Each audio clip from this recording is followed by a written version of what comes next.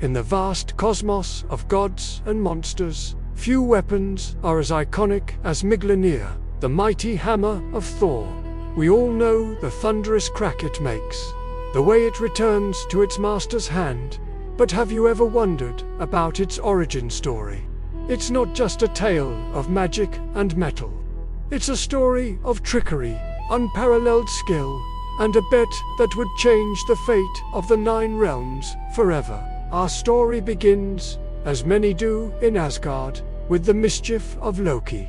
One day, for a laugh, he snuck into the chambers of Sif, Thor's wife, and sheared off her magnificent golden hair. Thor, needless to say, was furious.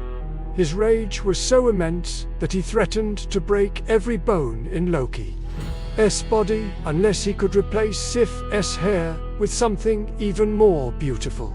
Terrified, Loki fled to Svartalfheim, the realm of the dwarves, the most gifted craftsmen in all of existence. There, he found the sons of Ivaldi, master smiths, who were renowned for their incredible creations. Loki, using his silver tongue, convinced them not only to craft a new head of magical growing golden hair for Sif, but also to forge 2 other treasures: a ship that could be folded to fit in one's pocket, and Mjölnir, a spear that never missed its mark, which would later belong to Odin. But Loki, being Loki, couldn't just leave it at that. His pride and love for chaos got the better of him. He boasted about the sons of Ivaldi's skill to 2 other dwarven brothers, Brokkr and Eitri. Loki declared that no one could match the craftsmanship of Ivaldi's sons, and was so confident that he wagered his own head on it.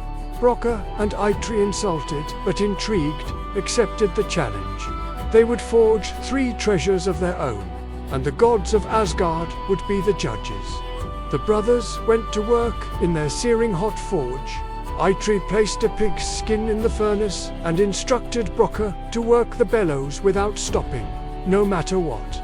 As Brokkr pumped, a fly Loki, in disguise, bit him on the hand, trying to distract him. But Brokkr didn't flinch. Out came Gullinbursti, a golden bristled boar that glowed in the dark and could run faster than any horse. Next, Eitri placed a chunk of pure gold into the fire. Again, he warned Brokkr not to stop pumping. This time, the fly bit him on the neck, harder than before. The pain was sharp, but Brokkr persevered. From the flames, they pulled Draupnir, a golden ring that would multiply itself, dropping 8 identical rings every 9th night. A treasure truly fit for a king. Finally, Eitri placed a massive lump of iron into the heart of the forge for their final creation. "This will be our masterpiece," he said. "Whatever happens, do not stop pumping the bellows." The fly, now desperate, landed between Brokkr's eyes and bit him on the eyelid with all its might. Blood streamed into his eyes, blinding him. For just a single moment, Brokkr lifted his hand to wipe the blood away.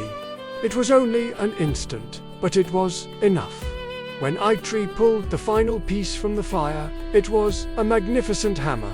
It possessed incredible power, it could level mountains, and would always return to its wielder's hand. But because of Brokkr's momentary pause, the handle was slightly shorter than intended. They named it Mjölnir, the Crusher.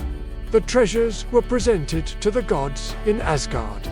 Odin, Thor, and Freya were the judges. Loki presented the golden hair, the ship, and the spear. Then Brokkr presented his creations: the golden boar for Freya, the ring Draupnir for Odin, and finally, the hammer, Mjolnir, for Thor. The gods were amazed. Despite the short handle, they declared Mjolnir the greatest treasure of all, for its immense power would be the ultimate defense for Asgard against the giants. Brokkr had won the bet. He had come to claim Loki's head, but the clever trickster pointed out that while Brokkr had won his head, he had made no claim on his neck, and therefore could not cut it. Cheated but undeterred, Brokkr used an awl to sew Loki's mouth shut, a temporary punishment for his deceitful words.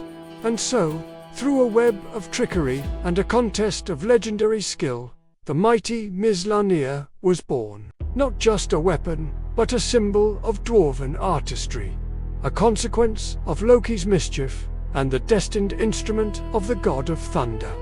It's a powerful reminder that sometimes, even the greatest legends are forged from the most unexpected and even flawed circumstances. Thanks for joining me on this journey through mythology. If you enjoyed this story, be sure to hit that like button, subscribe, and ring the bell so you don't miss our next adventure. See you next time.